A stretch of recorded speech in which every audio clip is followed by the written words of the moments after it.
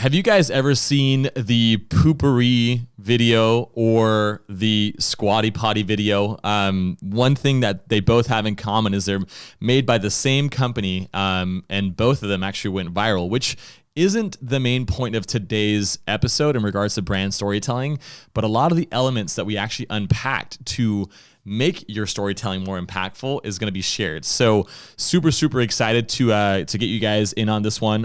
We have Benton Crane, who is the CEO of Harmon Brothers.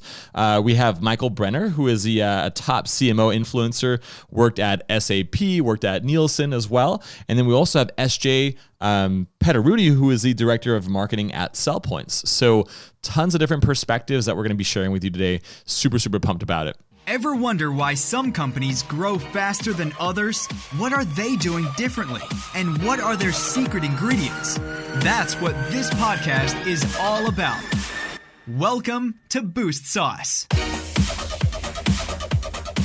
Now, just as a quick heads up, this podcast is sponsored by Client Boost, which is our pay-per-click and conversion rate optimization agency, and by Kite, which is our pay-per-click software. So if anything that you like from this episode, make sure that you head over and give us a 5-star review on any platform that you're listening to, because it will just help us with our rankings. It'll help us with our volume, and we're going to get better and better guests on the show. So let's get on to it. All right, everybody. I got a Goliath on the show today for somebody who has so much experience and was willing to talk to us. I don't know how we got you on here, Michael, but we're so thankful. How are you doing today? I'm great. Hey, man, it's my honor to be talking to you. It's really not the other way around. Perfect. Well, that's cool. So for people who are listening, I want to mention real quick some major like basically career milestones that you've gone through. You were the head of product marketing at Nielsen. Did I get that right? Yeah, awesome. Kind of. Okay, pretty awesome. much. more so yes than no. At SAP, you were like the first head of digital marketing and also head of content marketing, which is a massive company, obviously. Yeah. Today, you're the CEO of Marketing Insider Group. You have some really cool books that you've already published. One's called The Content Formula, and the other one is Digital Marketing Growth Hacks. What's the one you have you planned on releasing here soon? Yeah, so I don't know when this is going to air, but we've got Mean People Suck coming out on October 25th. Okay. Really super excited about it. It's basically, I looked back at the 53 specific jobs I've had in my career and found that the times I was successful was when there was sort of a feeling of empathy for customers, for colleagues.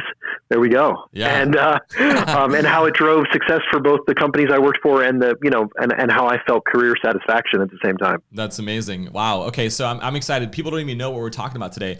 We're talking about brand storytelling. And to your point, Michael, your book will be released by the time people hear this. So I want you guys to go find it. Can they get it on Amazon, do you think?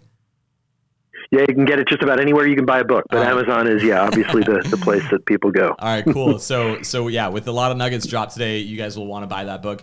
When we're talking about brand storytelling, I'm a big believer in this. This is what I built a marketing agency around an already very crowded space, and we've been very successful with it. There's a lot of things we can do better. So when people approach you and you want to talk about the starting blocks of brand storytelling, like what needs to happen for that to be successful for them? Yeah, I mean, the number one key, let me start with what's the biggest mistake. Okay. So the biggest mistake I see brands make when they do any marketing, and sometimes I think brands will use the word storytelling as just a way to make it sound like it's not pure propaganda and promotion. The biggest mistake brands make, there we go, is making it all about themselves. And the term I use is, don't make your product or your company the hero of the story. Make the audience, the customer, the hero of the story that you're telling. And that's not always an easy thing to do. So that's the first step. Okay. Make sure you have that locked down. Then what comes next? That's right. Well, then I think it's about the elements of any good storytelling, right? You've got, there's the villain. Who's the villain? Usually that's the problem, your product or service solves. Yeah. But there's also this thing I love to say, I use the term marinate in the pain. Okay. Good stories. If you think about it, the last movie you saw was probably 2 hours long, and an hour and 55 minutes of it was the pain. It was Aquaman. It was the journey. It was the mud you were walking through. Exactly. And so, I think good brand stories need to do the same. Marinate in the pain. Spend 90%, 95% of your time letting your audience know that you feel their pain. It's the definition of empathy. Yeah, that makes sense. I can already think of what I would like. My marinating of pain would be, I would wash and wax cars for a long time, and nobody would call me back to have me wash their car again. That was what I learned back then too. It didn't go that well. Okay, so marinate the pain. Focus on the bad parts of the story too. There's obviously a lot of like outlets and different versions of this that you can do from a storytelling standpoint. Like when you work with companies, I'm sure they have decent budgets. I'm thinking a lot of people listening don't have decent budgets or are able to use that to their advantage as easily. What do you recommend they do? Yeah, I mean, I have been talking. Well, first of all, let me start by saying I started in sales. And so I've always believed that marketing should deliver a result. If it's not revenue, it should be something measurable. Mm-hmm. And so let's start with that as a goal. Okay. For me, marketing has never been what color is your logo and what pretty pictures can we make. Right. It's been about connecting with people, solving a problem, and delivering a result. And that makes you proud. Yeah. And so I think the one thing that I'd like to say is there are hundreds, almost all of my clients, I walk in and I say, I don't want more money. You don't need a bigger budget. Yeah. Let's look at the things that you're doing today that suck, because a lot of it does, and let's stop doing it. Yeah. So let's take a small portion of that. And so here's the thing that I talk about all the time, and I wrote an article about this just the other day. It's not about quality and quantity is a false argument. It's a false discussion. Mm-hmm. Nobody, no brand, no person in the world has ever said, I'm going to create a shitty piece of content today. Right. Like everybody wants to tell a great story. The challenge and the key that I bring up is consistency. So you don't need a big budget, but a single drop of water every single day for millions of years can create the Grand Canyon. Sure. And that's I think is the key. Yeah. Is it doesn't need to be a big budget. It's just about consistently focusing on, solving a client problem, solving your customer problem, and you can achieve great things. My own website, I don't spend $1 on marketing or content, and I get 1 million page views a year because I publish. I try to publish great stuff as much as I can, twice a week. That's it. I do 2 articles a week, and I've seen this massive increase in traffic, engagement, and conversion because of it. Yeah. So consistently focusing. Is more important than getting a big budget.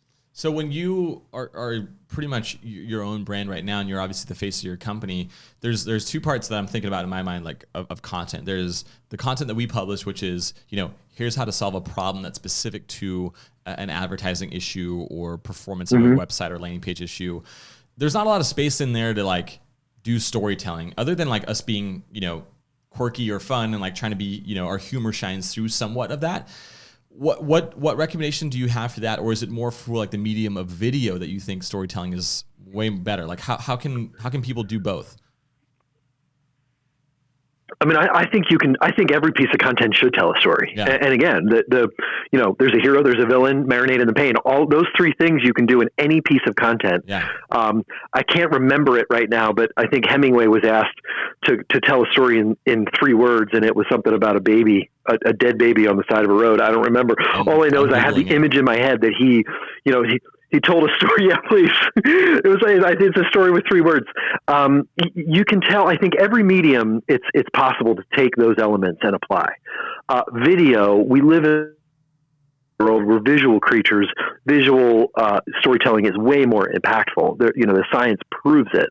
But you can tell a story in a web page. You can tell a story in a blog post. You can certainly tell a story in an Instagram story or a Snapchat story, or even a Facebook ad, I think. Just to talk about advertising for a second, the most effective ads are stories. Right. They're things that make us laugh or cry. Right. They're things that make us think differently about the world. And so they all are stories. Mm-hmm. It really is. I think it's platform independent. Yeah, no, completely. I completely agree with you. I think obviously with the visual element and the music and the sound of video, it's a different beast compared to like a written blog post, but you're right. I was even thinking to myself and challenging what you said. I was like, no, we can make a story starting an intro of the hero and the villain but it doesn't have to be like a grand opera. It doesn't have to be something of a Broadway play, you know. So that's something that is important. And I think a lot of people too, we're guilty of this because it's an afterthought many times of the ads that we create. Yeah. Sure, they're beautiful, but are they all tied together in like the main story that we're telling? Like, it is all cohesive? The answer is no. It's like, oh, we have this illustration that we made a long time ago. Let's throw that into an ad in some way. It's not very thought through. When you work with companies, and I don't know if you go through this like play by play, but what are some examples of you've seen this being done, whether you did it yourself with a company or you've seen outside people do it, and like the results from that? Because you mentioned like marketing being something that we can measure. What was the before and after? Yeah, well, you know, I've asked CMOs probably a couple dozen times, what's the ROI of your marketing? And I've had one maybe that gave me a number. Yeah. And so one of the things that I start with, especially at the senior level, is, you know, you need to start measuring, you know, return on investment on marketing with a number. I love to say marketing has a marketing problem. And, you know, what I mean by that is if you ask most people what marketing is, they say ads. And when you ask executives, they'll say, yeah, maybe it's advertising, but it should show a business result. And so, you know, we need to be able to think through what's the way that we can justify our spend so that marketing isn't just an order-taking tactical, sort of mechanism. Coca-Cola doesn't have a CMO. McDonald's doesn't have a CMO. Johnson & Johnson, Uber, and Lyft don't have CMOs. And the reason is because they said, hey, you know, what do we need somebody making $300,000 to $400,000 a year to hire an agency to do what we can just tell them to do directly? And so, you know, I think marketing needs to think through. One of the things I'm doing a lot right now is internal storytelling. So what's the brand story like from a founder's perspective? Like, why does the company exist? And so that's why we need marketing. Yeah, advertising is important, but we need marketing to be able to tell that internal story as well. And you know, one of the things I do with clients is I call it the mission statement exercise, and it's just, why do you exist? You know, what's the benefit you give to the world? Not forget product for a second. You know, what's the reason you exist? And can you articulate that story? And, you know, the companies that can't show ROI to marketing also haven't articulated that story. There's a total correlation between the two. Right. No, I believe it. We got to get our crap together. I'm figuring this out as we go along. Thank you for lending your consultative mind without me having to pay you. I appreciate that. No problem. So what am I not asking in regards to that? Because it's such a foreign topic to me that I think very tactically, and that's my problem. I have a very good friend named Drew who I call his BS. I'm like, dude, you know, you can do the brand storytelling, but in addition, like, even if you do that correctly and you don't know how to tactically execute it, then you also have a problem, which is not the point of this, you know, episode right now. What am I not knowing or asking you that you think is important for our listeners to hear? Yeah, so I'll give you two quick sort of tactical exercises that I think can make this real. So the first one is, it's the mission statement exercise I do with clients, and I had a CMO tell me it was like the waiting room to hell, because you can get into semantics and people disagree, but the point is I try to get to is, it's three simple questions: who are you serving? What problem are you solving, and what's the benefit you give to them? So my first tactical tip to you and your audience is, answer those three questions and you've just defined your brand story right there. Okay. And now, how do we take that and apply that in the marketplace? And four simple questions. What keywords is your audience using? And the problem thing, the answer to question 2 in the previous exercise is the keywords you want to use. Okay. Every one of us can go to Google Autofill or BuzzSumo and answer thepublic.com and figure out how to create a customer-focused content strategy or brand storytelling strategy. The second question is, what content are they engaging with? BuzzSumo, BuzzSumo.com. If people don't know it, you can type any keyword into that tool and it'll tell you, here's all the most shared content, organically shared content on that topic. You can use the same tool for your website or your competitor. So basically you can get a picture with free tools on how well you're part of the conversation that you need to be a part of. Right. And then the third and fourth steps are just really, are you converting that engagement to sales?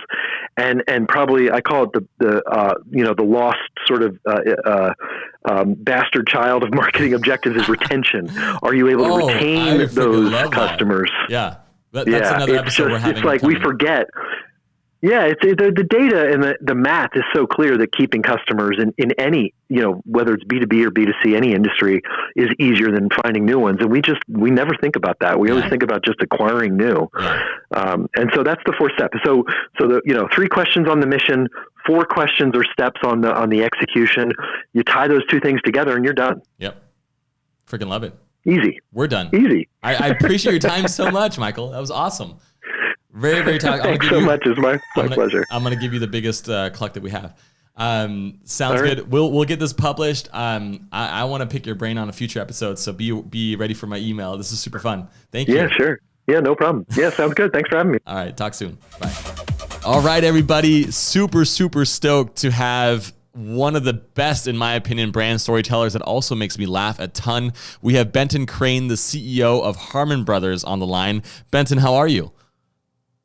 I'm well, thank you. Awesome. Pleasure to be here. Yeah, no, so excited. So you guys have done a ton of cool videos, Squatty Potty being one of my favorites. Today we're going to talk about how you guys unpack and how you put an action plan together for the purpose of brand storytelling, primarily through video. So to keep it conversational, I want to ask you, let's say that you guys have a great fit client. Can you take us through your onboarding process and how you eventually get to the end goal? Sure. So we have several criteria that we look at during that onboarding process to make sure that, there's a great fit between us and our client, or we usually refer to them as partners, because it really the creative process is a partnership. Yeah. And so as we're kind of, exploring that relationship, usually the number one thing that we look at is, do we use and love their product or their service in a way that we're, are we excited to tell our friends and family about it? Yeah. Because if we're naturally excited about, whatever it is that we're selling, that type of passion and excitement, it comes out in the creative process. Okay. And that's something that, you really can't fake it.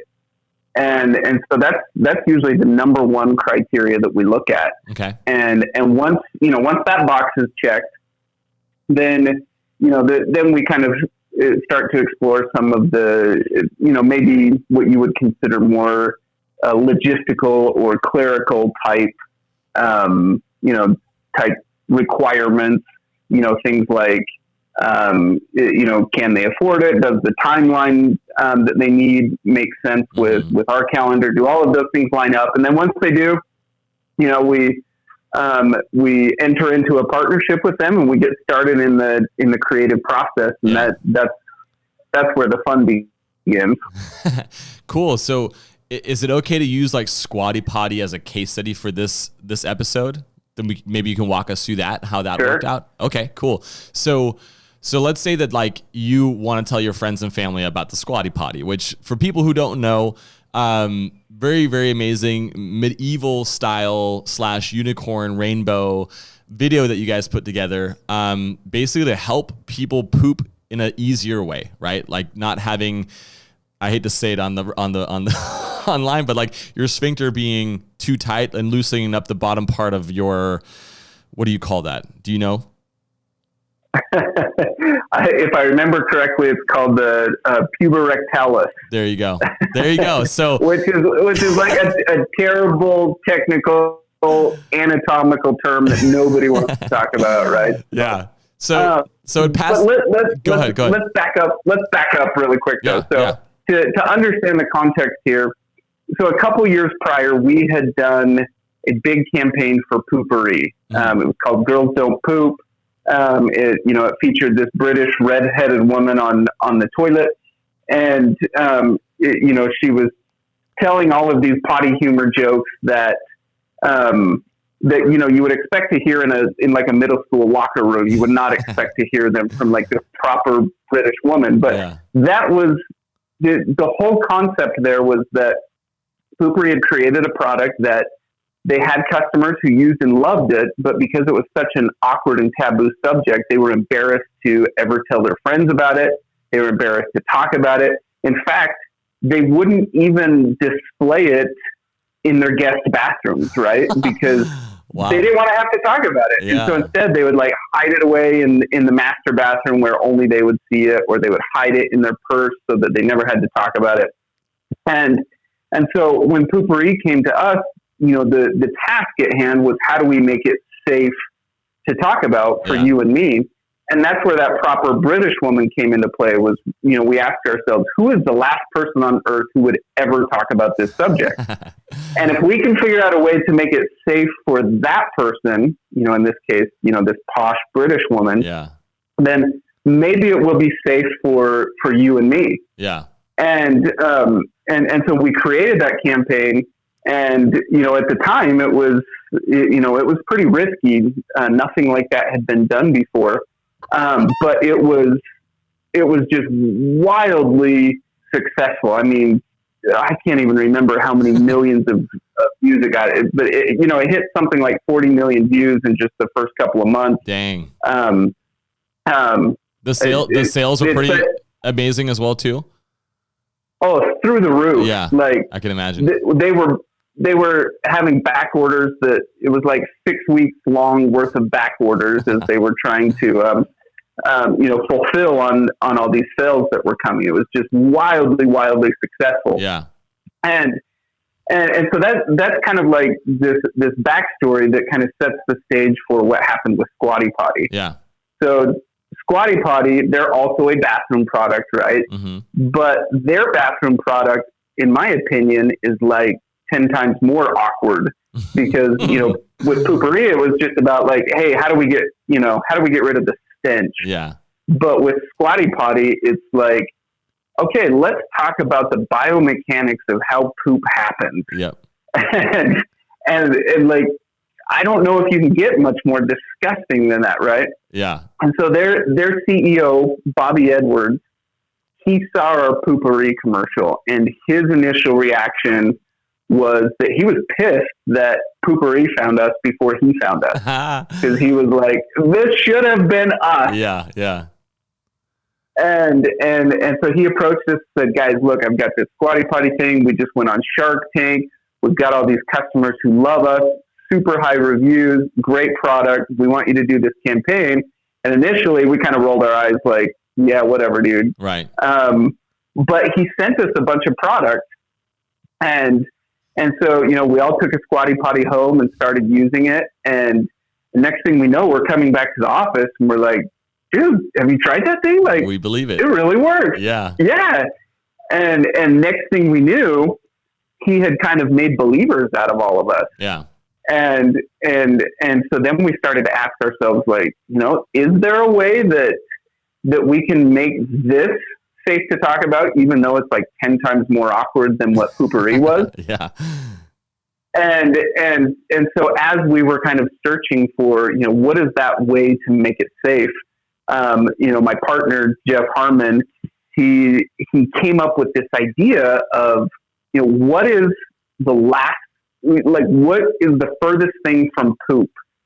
Like, what is delicious and beautiful and desirable, as opposed to what is, you know, stinky and gross and disgusting. Yeah.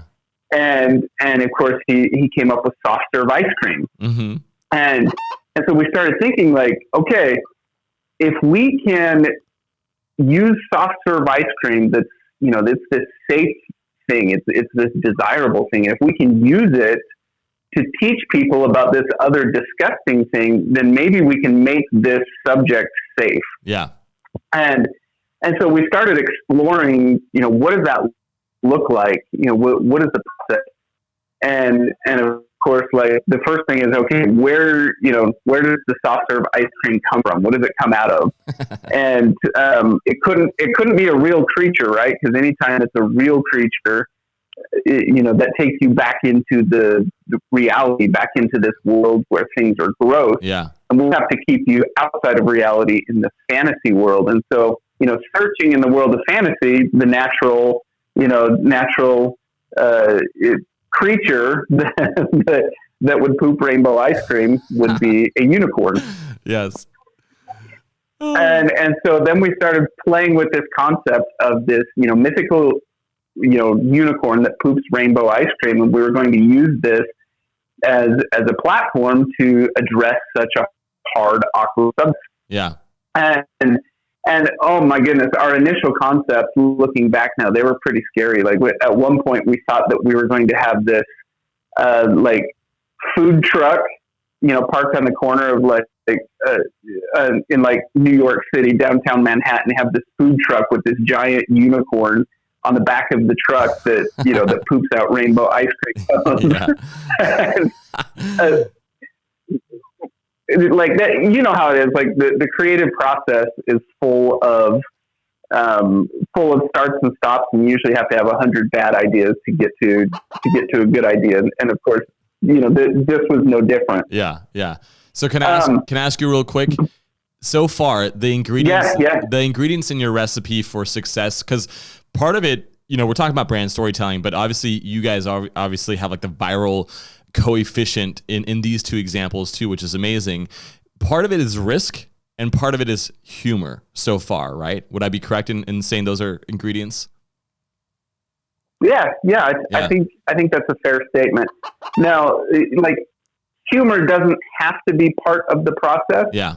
But man, humor sure makes things a lot more shareable. Yeah. And when things become more shareable, all of your ad dollars just become that much more effective. And so, if you can buy $100 worth of ads and then get an additional, 20% from shareability, then essentially all of your ads compared to your competitors are on sale for 20% off. Mm-hmm. And that makes your campaign, the reach of your campaign just becomes that much greater. 100%. So that's why humor is a fantastic tool. Yeah. We had, it was my first speaking engagement in front of 1,000 people. It was at the Unbalanced conference back in 2016.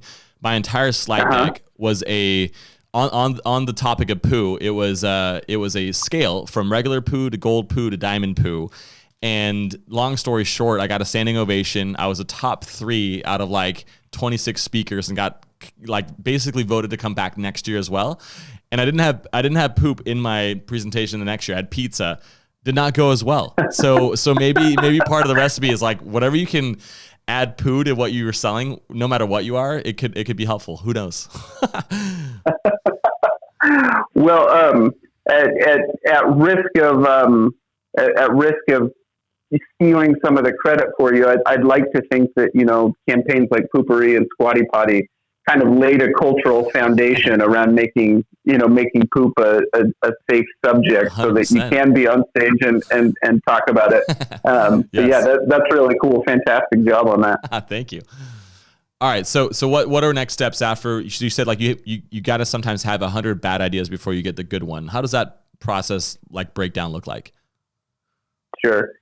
So, once we kind of had that concept of the unicorn that poops rainbow ice cream, then we went into the writing process. And the way we do the writing process is we have each of our writers write independently in a vacuum so that there's no group think going on between the writers, at least initially. Mm-hmm. And each of them goes and they take their own angle at, okay, how would I address this? What would I do? And that allows us to see several different independent attempts at making this work. And usually through that process, you'll find little bits and pieces from each of those attempts that you recognize, hey, that's really working, or hey, these other things, that's just garbage. That's not going to work for us. And through that process, you can kind of pull out, all of the golden nuggets, pun intended. Yeah. And you can pull out all. Thank you. You can pull all those out, and then you bring the writers together, and kind of through this second phase, groupthink is exactly what you want, because You've all taken your independent stab at it. Now all the writers come together and try to synthesize all those great ideas into one cohesive script. And in the case of Squatty Potty, one of our writers who brought kind of this key element that made the whole thing work, that brought it all together, the writer Dave Vance, he ended up being the lead writer on the whole project. He brought the prince into the world. So prior to that, we were toying with, this unicorn, but everything we were doing kept the unicorn in reality. And it was causing a disconnect. At every attempt we were making, there was like this weird disconnect that we couldn't put our finger on. And when Dave came with his script, he removed everything from reality. He had this medieval prince. We're set, in this medieval castle. And now all of a sudden, the unicorn that poops this rainbow ice cream is right at home in this world, and everything makes sense. And that disconnect that we were facing, it just went away. And so, you can see there's several different ideas coming from all these different areas. Jeff had the idea of the rainbow ice cream pooping unicorn, and then Dave brought that idea into this mythical world, and jointly those ended up being what worked. So you guys you guys started separate, then you got together to basically narrow in on which ideas worked best, and then you discovered the challenges of still that were left from those ideas. And then did they then go, the writers, separately to try to solve those problems of what you narrowed in on, or was groupthink like the continuous way of doing it from that point on? So the group then synthesized it all into one script, and this is actually a pattern that we do on every single campaign that we ever do. In fact, we hold these writing retreats where all of this happens. Yeah. So what we'll do is we'll rent a cabin up at Sundance. Sundance is famous for its film festival, and so it's kind of like to some degree, it's a little bit of a. Do you rent Robert Redford's cabin up there? No, Robert Redford's cabin is unfortunately off limits. Oh, but you can you can see his estate from afar, and it's something special. Awesome. But yeah, we get a cabin up there, and we bring the client, and we bring our writing team, and we come together in the cabin, and what we do, one of the rules of the road that we have at these is that while we're in the creative process, everyone has to put their cell phone in a bowl. Okay. And if you need to go grab your cell phone, you have to drop a $20 bill in the bowl, and then you can take your cell phone out, send a text, respond to an email or whatever. Yeah. And then your cell phone goes back in the bowl. And so there's this incentive to not use your cell phone, because at the end of the 2-day retreat, then we raffle off all the cash in the bowl, but you're only eligible for the raffle if you didn't use your cell phone throughout the process. Well, so how big does that pot turn into sometimes? It's surprising how it's usually between like $40 and $80. Oh, nice. Very low. When you put a financial, incentive not to use your cell phone, you'd be surprised at how little we actually really need them. Yeah. So usually, maybe 2 or 3 times per retreat, an emergency will come up for someone where they do have to, go drop a $20 bill and get their cell phone. And so, obviously the goal there is to keep ourselves hyper-focused on the task at hand, and to try to eliminate, any distraction that keeps us out of that creative process. Yeah. Because when you only have, these 2 days in this retreat, you have to get an enormous amount of work done. Mm-hmm. And so usually the process is, each of those independent writers will read their script. And so the client is hearing it for the first time.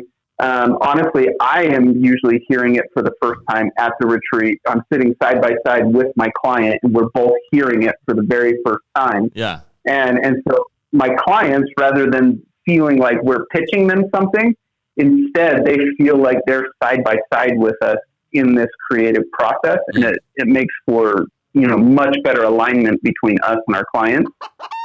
That makes sense. Yeah. So after each writer reads their script, we kind of go into debate and brainstorming mode where we figure out what's working and what's not. And once we kind of identify that, then the writing team, it's usually 4 writers, will then take all of that feedback and all of that information, and they'll go off into a writing room, and they'll spend, usually a full afternoon kind of rebuilding all of that information into one cohesive script. And then they come back and we read it again, and then we tear it down again, what's working, what's not, we refine it. And that process continues for 2 days until by the end of those 2 days, we walk out of that retreat and our client is on the same page as we are. We're all pumped about, the concept and the script that we've built. And then that's when we go to work to actually bring it to reality.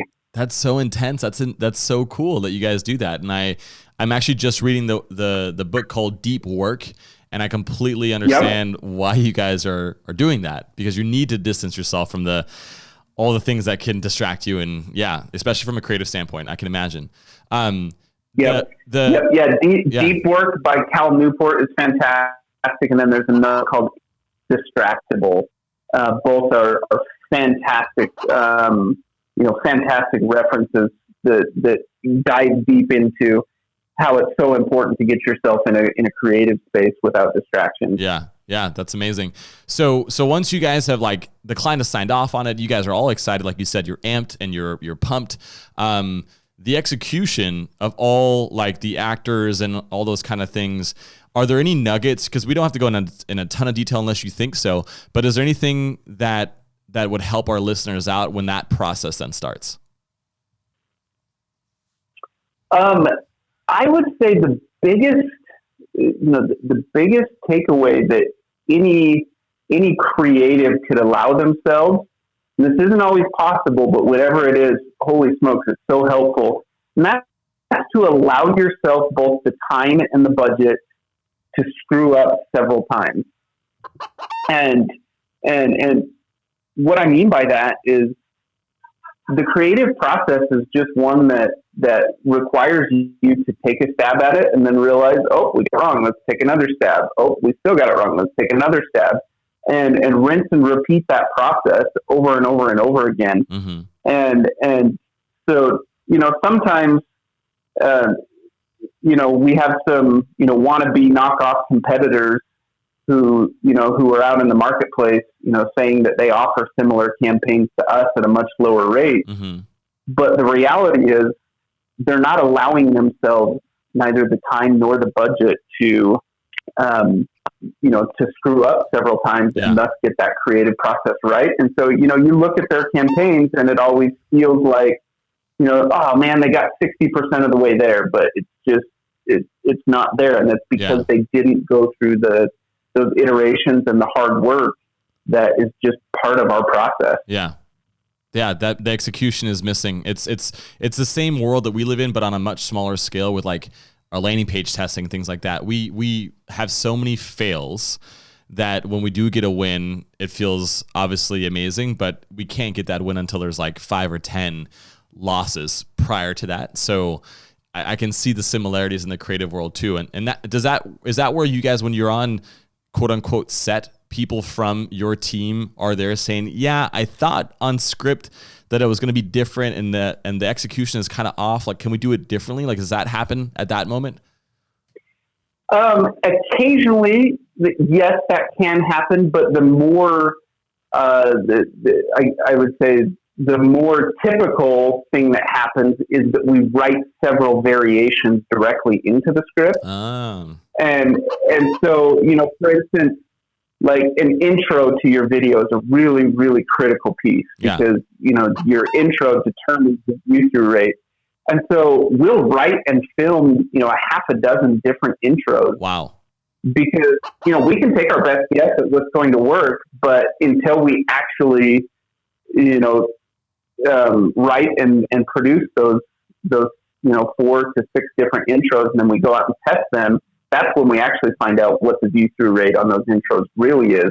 And sometimes it can be the difference of, it can be massively different, from your worst intro to your best intro. Sometimes it can be to the tune of like 80% better view-through rate. And that one little piece, that can make or break a whole entire campaign. Yeah. And then you apply that same process to, for instance, your calls to action. You might write and film 2 or 3, maybe 4 different calls to action. And you might do the same thing on your offers. Yeah. Your title, your video titles, your video thumbnails. These are all areas where you can really move the needle.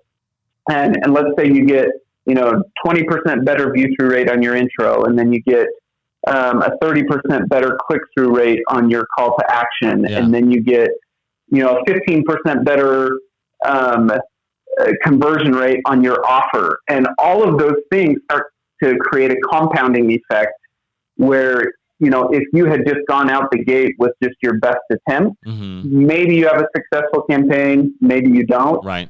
But because you allowed yourself the opportunity to test into all of those things, then your chances of the campaign being successful or even wildly successful, it just goes up astronomically. So when you guys have those intros and the thumbnails and the call to actions, do you split test them yourself through like Facebook ads or YouTube ads, or do you do like a focus group? Like how do you define the finished product? Like what combo of things do you then learn from? It's a combination of all of the above. So for instance, if you're intro testing, then you can just intro test using Facebook ads, and you're just watching the view through rate as your KPI. And so you're just looking for statistical significance across the variations to find out which is your best version. Other things, for example, we do what we call a laugh graph. So if we're doing a humorous piece, then while it's just in script format, we will go read that script it's not like an official focus group, but we more just go out and do it to friends and family. So you could call it kind of an informal focus group. Yeah. That's cool. That's cool. As we're reading the script to them. And then that allows us to break down throughout the whole entire script how people are reacting to it. Yeah. They're bored and checking their watch here, so that scores a 0. Yeah. Oh, here they're smiling, so that scores a 1. Oh, here they're chuckling, so that scores a 2. Oh, here there's a full on belly laugh, so that scores a 3. Yeah. And that essentially allows us to create what we call a laugh graph, which looks at the whole entire script, and we can identify weak spots. Yeah. We can say, oh, look, we have this. There's like a 30-second period here where we're not getting any emotional reaction from our listeners. We need to go work on this spot, because otherwise it could be what breaks the campaign, because that's where everyone fall off and stop watching. A laugh graph. I love that. That's amazing. Benson, I know we're running short on time. You've given us so many nuggets. It's incredible. Anything I'm not asking you that you think the listeners should know, or did we cover a lot? What are your thoughts? I would just go back and harp on what I said at the very beginning, and so much of this just comes down to believing in what you're selling and being passionate about the work that you're doing. When you can get into that space, you love the work that you do, and the final product just comes out in ways that you can be so proud of, and your clients are proud of it, and the market is excited to see it and receive it, and everyone is better off when you work on things that you believe in. Yeah. No, wholeheartedly agree. Same thing with our clients too. But you have a completely different mind frame, which is unbelievable to unpack. So thank you so much for your time, my man. I really appreciate you. Hey, my pleasure. Thanks for having me on. All right. Talk soon. Bye. Hey, SJ, Jonathan over at Boost Sauce. How are you? I'm good, Jonathan. How's it going? It's I'm doing really well. A super productive day, so I feel on top of the world right now. Real quick for our listeners, SJ, you're the vice president of marketing over at SellPoints, and you guys have a ton to talk about and data to support what we basically are talking about today, which is brand storytelling and the importance of that too. So, do you want to let our listeners know like the intro version of like the importance behind it and things like that? Yeah, absolutely. So, at SellPoints, we are a product page optimization solution, but that's really not the story of who we are. And we've really put a lot of thought into what is our narrative and where are we going to establish ourselves as a thought leader. In today's day and age, more and more customers are doing more and more research around the clients and the brands that they work with. They want to know that the company has more than just a product, but it actually has a mission and that they can build loyalty and take more from it than just the product that they're served. Yeah. So when we started out, thinking about, well, what's our narrative? What's our brand? And how are we going to tell that story? It made me think a lot about screenwriting. And I think in screenwriting, you're always asking, okay, what's the story about? But then what's it really about? So I take No Country for Old Men, for example, one of my favorite movies. It's really just about a man trying to keep a briefcase that he found that's full of money, right? And Javier Bardem is chasing him and everything. Dang it! Now I can't watch it now. Now it's a spoiler alert. sorry, spoiler alert. Well, I won't tell you how it ends. All right, cool. But that's not really what it's about. What it's really about is what the Coen brothers were saying. Is it's about how to really live in this world. You have to be willing to risk everything, and that's the core of what that movie is about. At SellPoints, we're not just about product page optimization. After some thought and some exercises, we really discovered that we're about helping brands create experiences that inform, inspire, and engage. Okay. And when you start to think about your company and your mission in a deeper context like that, you really open yourself up, not just in terms of marketing and communications for the brand storytelling, but even in product development. Your product roadmap can start to get informed by that deeper mission. That's cool. That's awesome. And so how do people take advantage of that? Like, how do they start? Like when you said exercises and things like that to figure that out. And also, is there a way to actually measure that? Like the impact it has, or is it kind of like, does it have like a ripple effect over time and it gets bigger and bigger and more important? Yeah, I think branding's always been hard to measure. It's always hard, when you're just talking about kind of brand awareness. Right. It's really hard to talk about, any considerable ROAS that's real. And I think fortunately a lot of companies now have started to understand that there are more intrinsic things that they need to be doing that can't necessarily be measured, but are still very important. Mm-hmm. You could look at brand storytelling serving both internal and external customers. From an internal perspective, I think that it's a really important way of keeping teams aligned and of keeping people motivated. People, they show up and they go to work. I like that. They go to work for a company. Thank you. But they go to work for a company not just for the paycheck. They're going because they have to believe in what they're doing. And without a really solid story that you're telling that is rooted in mission, it can be very easy to start to lose people because they just feel lack of motivation and lack of direction. Right. And so I'd say that you can look at your customer or your employee retention as a way of saying, like, is our brand storytelling working? Right. The other thing I would actually measure is just how many different channels are you telling your story through? And that's one of the things that when we get to like, all right, how do you go about activating a brand storytelling plan? The channels that you're going to be disseminating that story through are super, super important. Mm-hmm. And so if you're only out there, with a blog, or you're only out there with just a Twitter account, it's probably not multi-channeled enough to really be reaching your audience properly. Okay. So I wouldn't necessarily even look at my numbers and what's my readership, what's my subscription, how many subscribers do I have? I'd be looking at, like, in the beginning, just raw numbers. How many different ways am I getting this information out? How often am I telling my story? Okay. Got it. To like make sure that obviously is part of that because the consistency concerns as well, or because I know like when other people like I feel like I know the brand very well too, but if I don't share that, and I was actually really reluctant to have like a mission and a vision statement too for the company because I'm like, I know where we're going. Why does everybody else need to know? But then what we then saw was like when I can't be in charge, like the Instagram account, the Twitter account, the Facebook account, and other people have to do it, like people start doing things differently. And so it kind of, like you said, helps align people. People have like a certain measurable scope that they're looking at things through, like a lens. And that makes it a bit easier, even though you obviously, still need to teach and help people learn stuff. But is that what you're alluding to?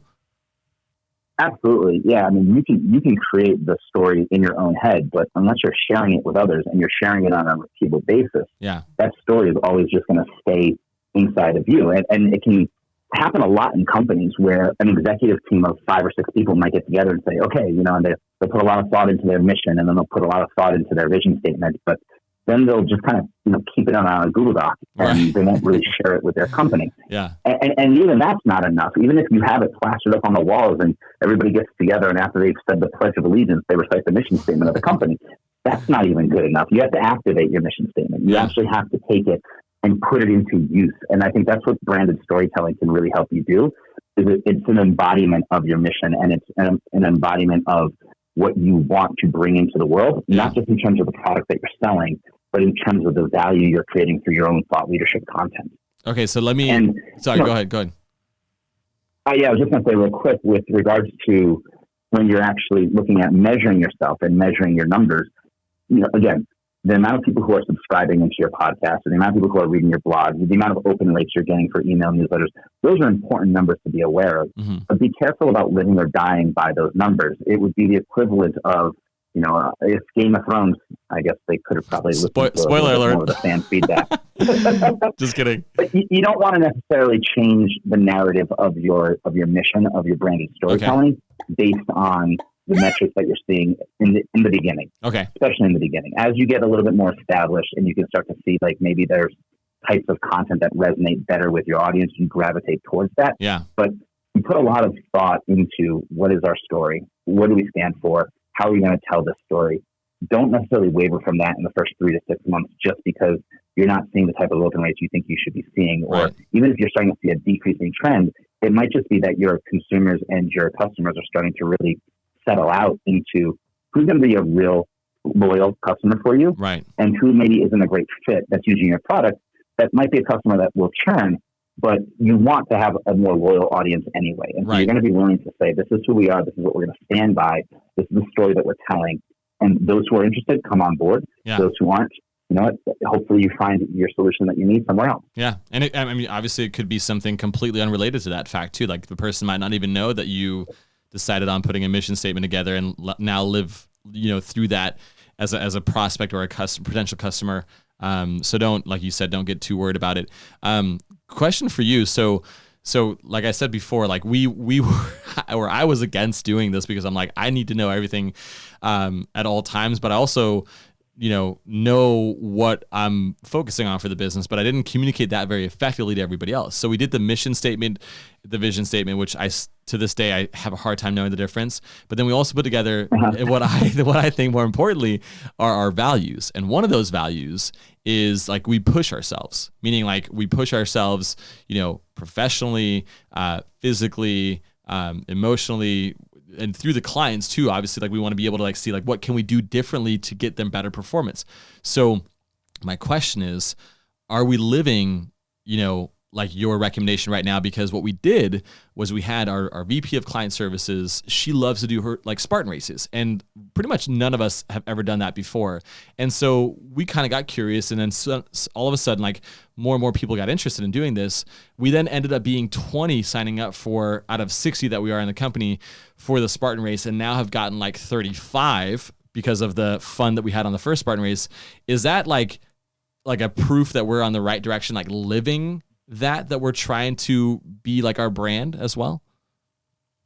Absolutely. Yeah. I mean, I think that first off, if you're getting 35 people in your company that are all participating in Spartan races, it's a damn healthy company. So congratulations. Trying. Yeah. Thank you. I'll give myself a cluck for that. I mean, there you go. I think when it comes to, you talk about kind of how do you branch your mission and your vision statement into the content strategy that becomes your branded storytelling. When we started doing that research, we looked in 3 different places. And one of the places that we looked about was the most obvious, which is what is the problem that we're trying to solve? Mm-hmm. So why are we here?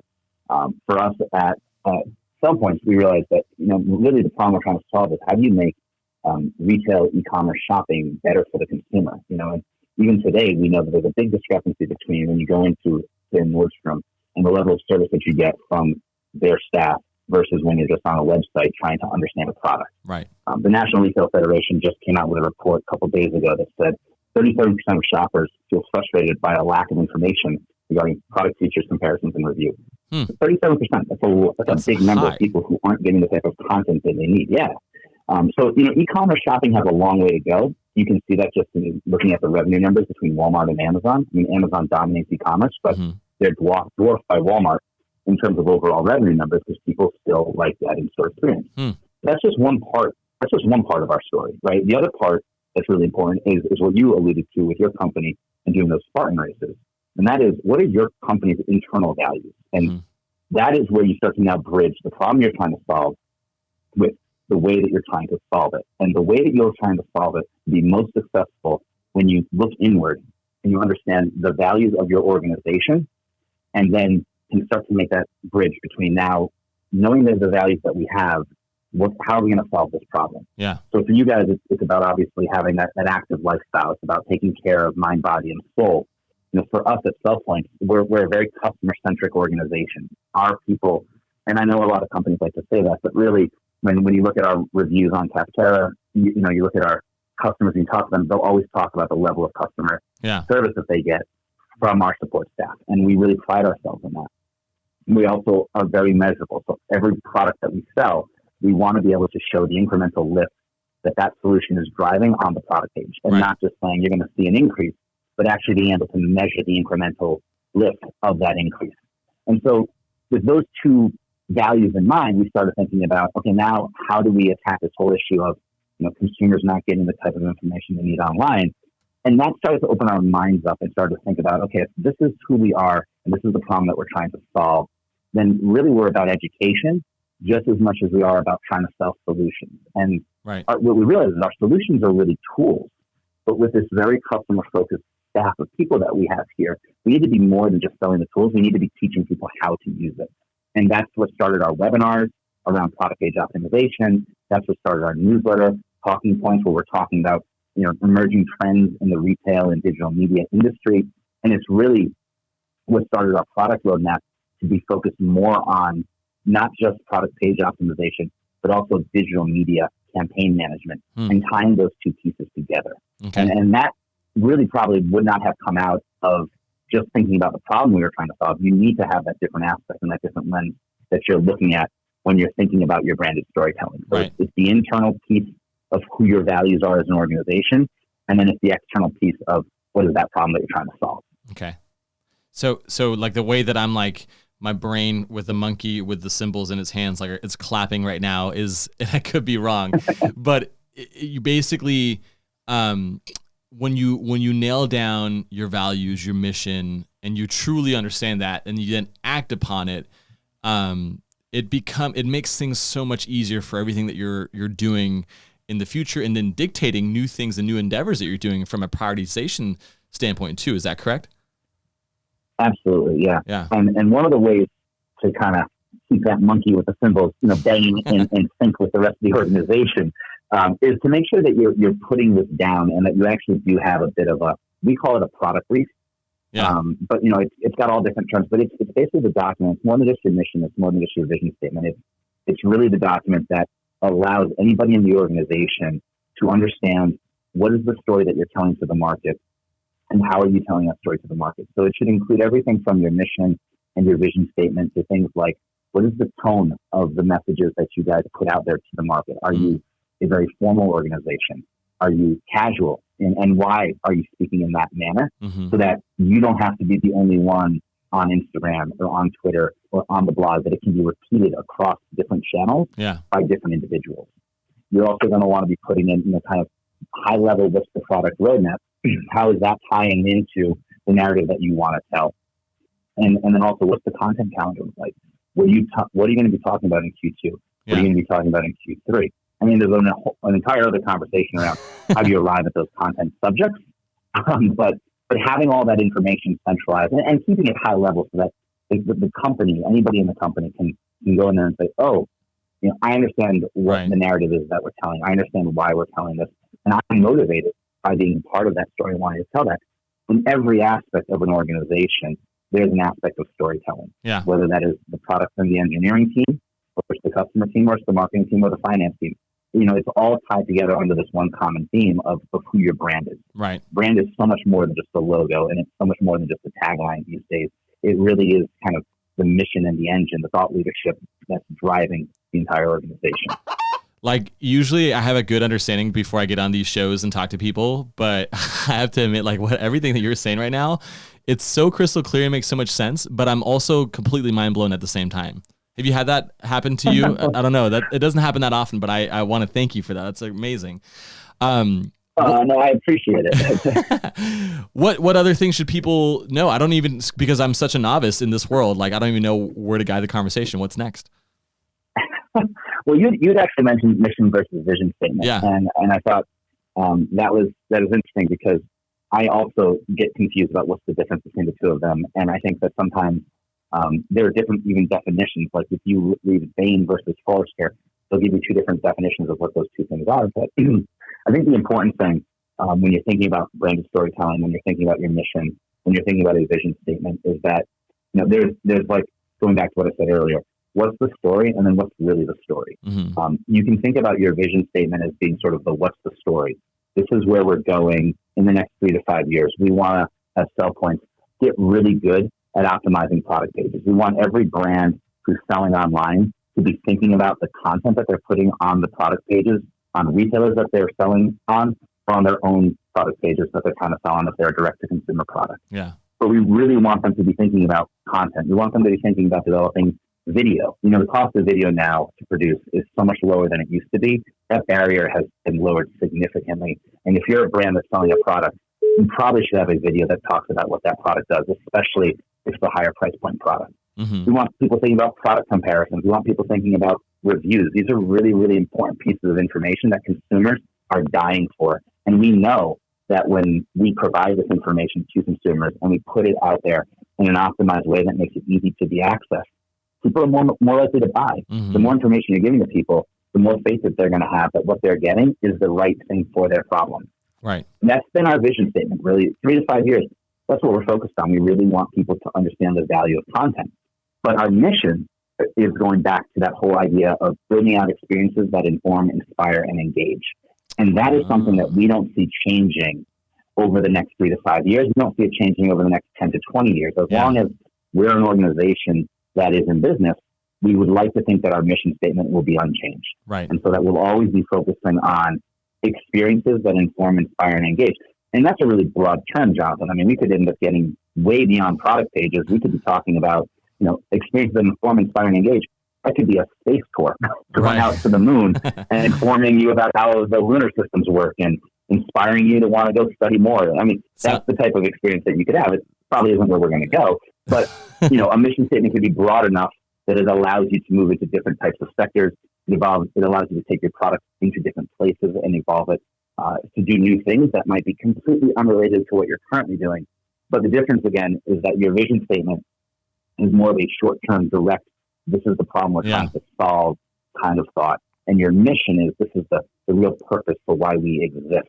And that's something that is long-term that probably won't change. That's amazing. Now my simple mind can grasp it. Thank you. It literally sounds like the vision is almost related to like a goal with a certain time frame on it, like you said, because it can be updated, it can be increased. It also sounds like you gave us a little bit of sneak peek on the product roadmap for Sell Points year 3017. That's exciting. Yeah, we think it's an open market right now. Virgin Galactic's merging with that other space company, so we think there might be an opening. There's an opportunity for sure. Cool. Anything else that I'm not asking or that we should discuss or cover? I think the last thing I would say about all of this is something that I think is important in many different levels of business, and that is, really to get buy-in from your team. It's not just a conversation that should be had amongst executives, or that should be something that you think of while you're in the shower one night and you're trying to figure out what's the driving force of the company. I think getting your employees to participate in these types of conversations, to get them to think about branded storytelling from a mission, to company value. And then the last part is to understand the channels that your customers are in. There's value to be gained from every level of your organization. And you can have a simple conversation. You can put an email out asking people for their feedback.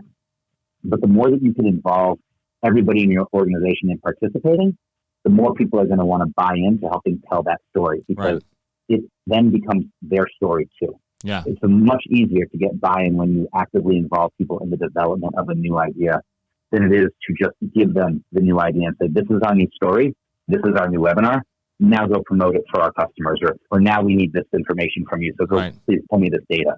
If they feel like they've been helping to actually craft that narrative, they're going to be a lot more enthusiastic about advocating for it. So try to get your individual employees as involved as possible. You just gave a little insight into what I would call like servant leadership, getting other people to come to the same conclusion with you. And you also made me decide that I want to now make a mural in the office of some sort, like you recommended against, but I think we're decent at living it through too. So that's awesome. SJ, that's awesome. This is unbelievable. It's so cool. So thankful to have you on the show, my man. And, if anything happens in regards to product page optimization, like we also have you back for a second episode, so we'll definitely keep that in mind. But thank you so much for your time.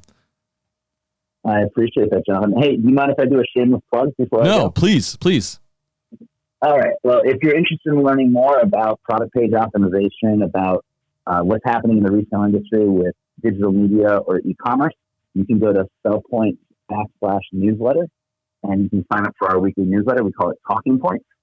It's written by yours truly. And you try to make it interesting, but also try to make it insightful, something that will allow you to, for 15 minutes, get the type of information that takes me a couple of hours every week to put together. So sellpoints.com/newsletter to subscribe. Awesome. Yeah, you guys should do that. And that was just like the same version of what you just did for me, the audio version of that. Like all the experience that you have, you just like zoomed it down to 20 minutes and now I feel so much smarter. So cool. Well, thanks again. And we'll be in touch. Awesome, Jonathan. Take care. All right. Bye.